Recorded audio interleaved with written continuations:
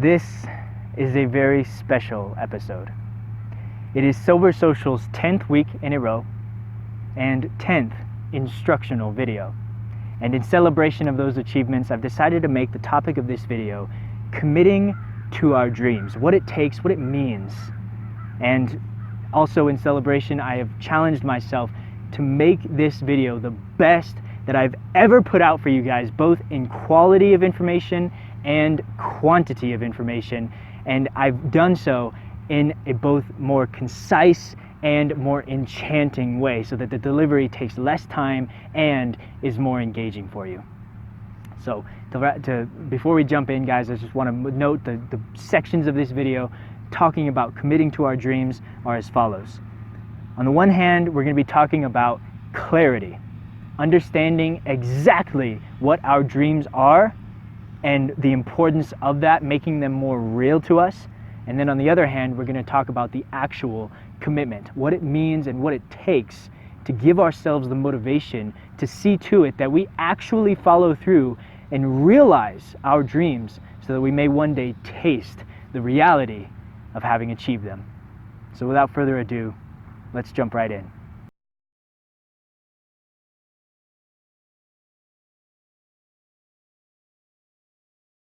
Clarity means knowing exactly what you want.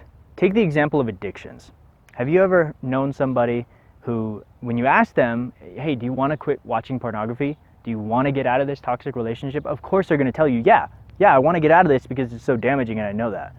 But on the other hand, the behavior that they demonstrate suggests otherwise. It's not necessarily consistent with what they say that they want. And why is that? Well, one of the reasons, at least, I don't know, I'm not confident saying that it's the only reason, but I know that a very, very large reason is because of what we call divided intent. And that basically means that they kind of want to stop, but on the other hand, they kind of don't. They kind of want to quit watching pornography because they know it's bad for them, but on the other hand, it's so good, right? It's so pleasurable, there's so much novelty, and it's so easy. They kind of want to get out of the toxic relationship, but on the other hand, they love the drama. They love the roller coaster ride. They love the familiarity. Now, how does this clear sense of what you want translate into the social arena? Let me give you an example. I went out with a buddy one time, and I challenged him to approach a girl who was walking. And he went over and he did it, but I could just tell it was very half-ass. You know what I mean? He gave his little open, and the girl just kept walking. I'm not sure if she even heard him, to be honest. And after that, he kind of like chuckled a little bit to his credit, and then he walked back over to me with a smile on his face. So, you know, it wasn't a bad, he didn't have this like negative interpretation of it all, which is very good. You know, I'm very confident this guy is going to grow very quickly. But he came back to me and he told me he was rejected. I was like, dude, you wanted her to reject you. And he was like, what? No, I didn't. I was like, yeah, you did. You went over there and you didn't actually want her to stop and talk with you. You didn't actually want to walk with her and talk with her. You didn't envision that in your head. You just wanted to give your little half-ass approach, and then just so you can come back to me and tell me that you did it.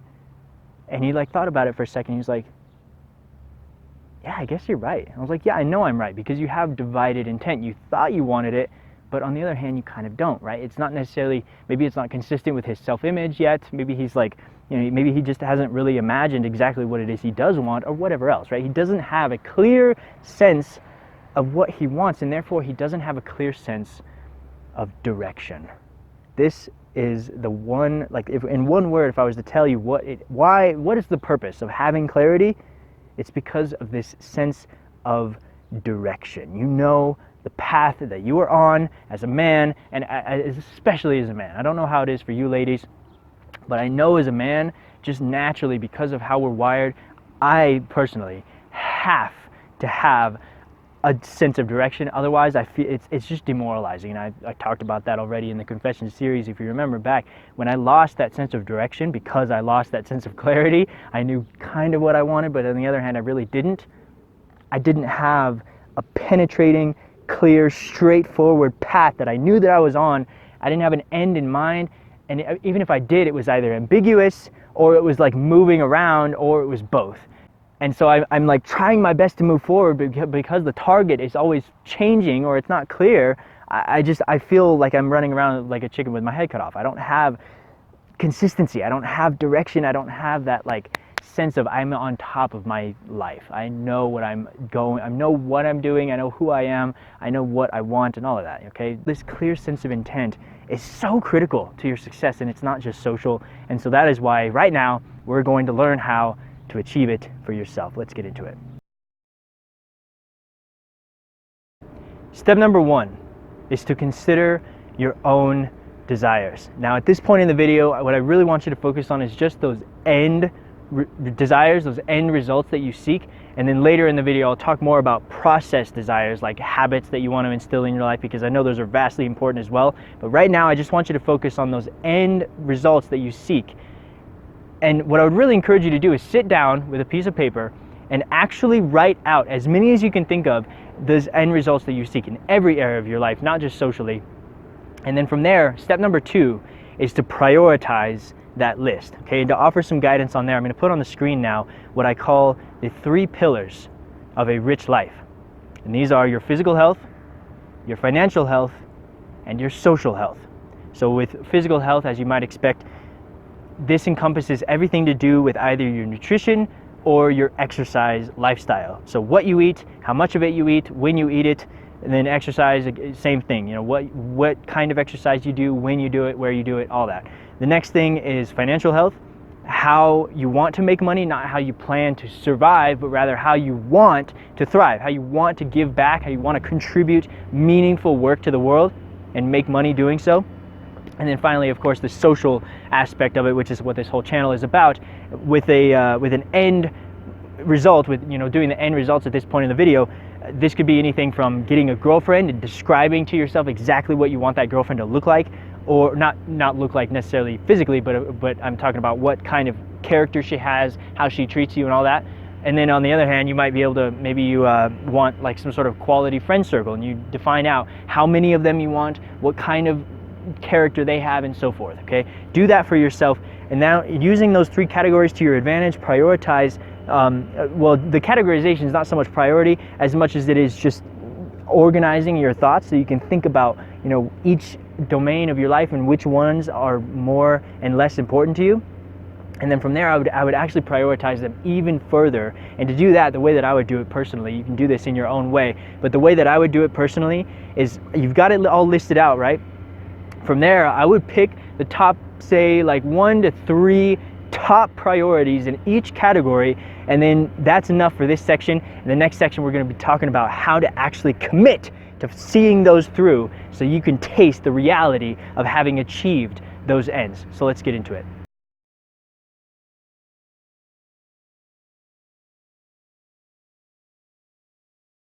Commitment means knowing that you actually want it. So now what I'm going to read you is some notes that I took on commitment back in January that I think will illuminate to you just the meaning of commitment and what it really takes, okay? But it might surprise you what it means. So here it is. January 14th, 2019. The absolute greatest tool at my disposal is not money, nor even time, nor even energy. My greatest tool is commitment. A commitment to God, a commitment to my dreams, commitment to a value set, commitment to a woman. And though it may seem like something that needs to be attained, something difficult that must be sought and acquired, it is actually just a simple decision. Commitment is saying clearly in the depths of your heart, this is what I want. Nothing else matters. No distraction, no obstacle, nothing will keep me from it because I've already decided. Nothing short of death itself will overwhelm me. So as you can see, it's not about struggling to like motivate yourself to get something that you think you lack right now. It's really just about making yourself aware of the fact that you actually want whatever it is that you actually want. We said that the purpose of having clarity is to establish a sense of direction. The purpose of commitment is so that we can establish and uphold consistency. So it's not as important that you're moving quickly It's much more important that you're moving and continuing to move, and that you're moving forward and in a clear direction so that the target is not ambiguous and it's not constantly moving like we already mentioned earlier. So in the next part of this section, what we're going to discuss is how to actually establish that commitment for yourself, because it's one thing to establish clearly, yes, this is what I want. It's an entirely different thing to uphold that clarity for yourself. And so we're going to go into that right now.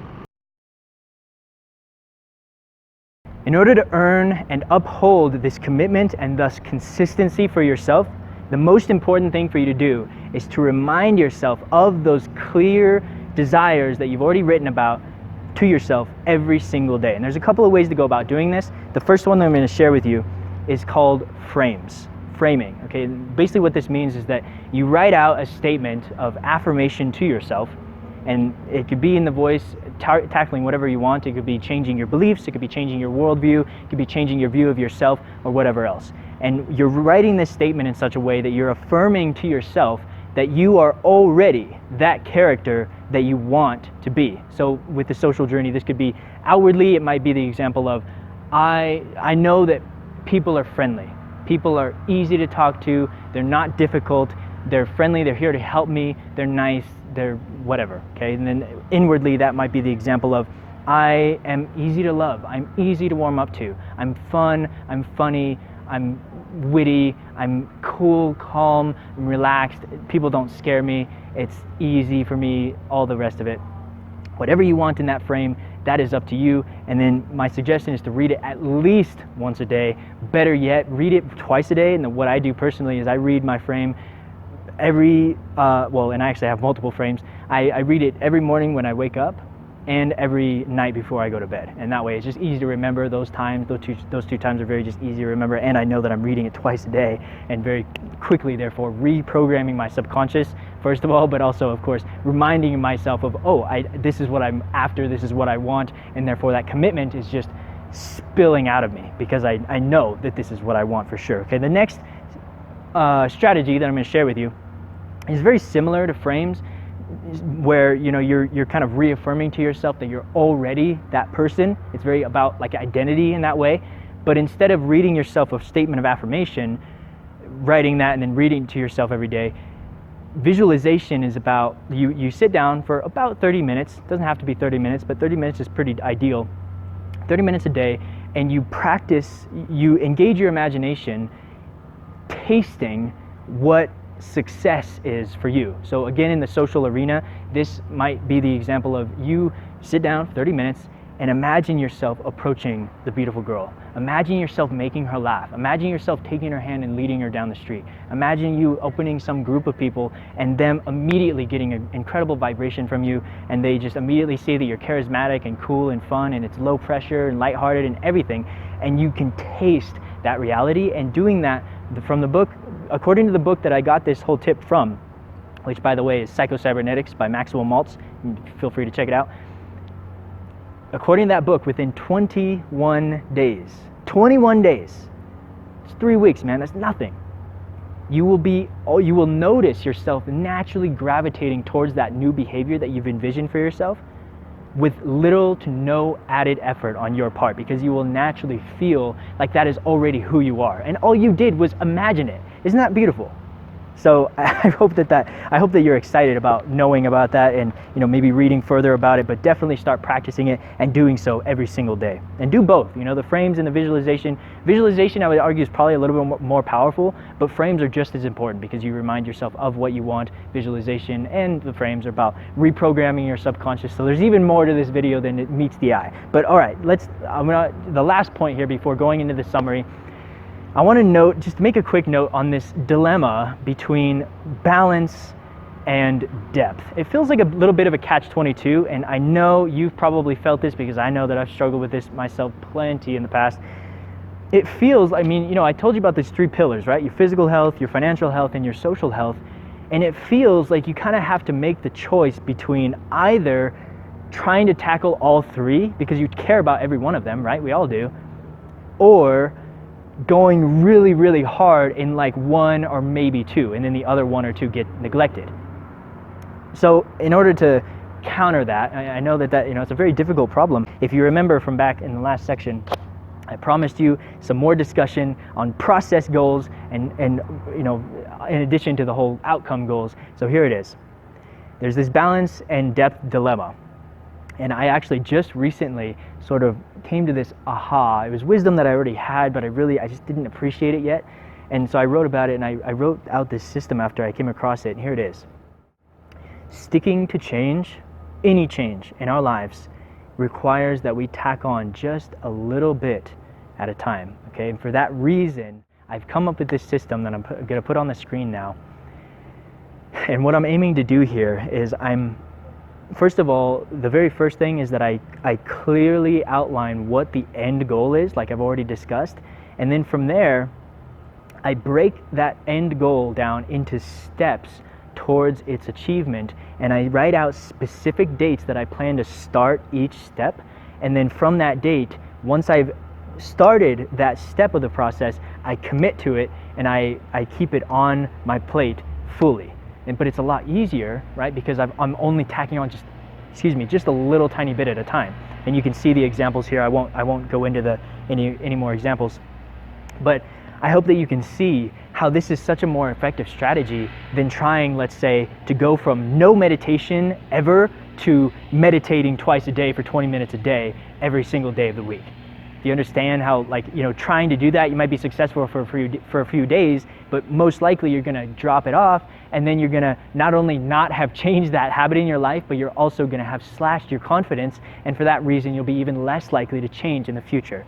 So that is it, guys, and let's give a quick summary and then we'll sign out. Let's do it. Committing to our dreams requires two things above all else: clarity and commitment. Clarity meaning knowing exactly what we want. Commitment meaning knowing that we actually want it. And the formula for success is to first consider our own desires, making them as specific and real to us as possible, prioritizing our desires so we may know what is more and less important to us, reminding ourselves of our desires every single day so that we may have that clear and consistent direction in our lives, and finally, tacking on our desires slowly and thus surely so that we do not overwhelm and thus discourage ourselves. Because ambition is good, but impatience is bad. I wish you all the luck in the world, my friends, in chasing and realizing your dreams. I want to thank you for tuning in, and I will see you next week.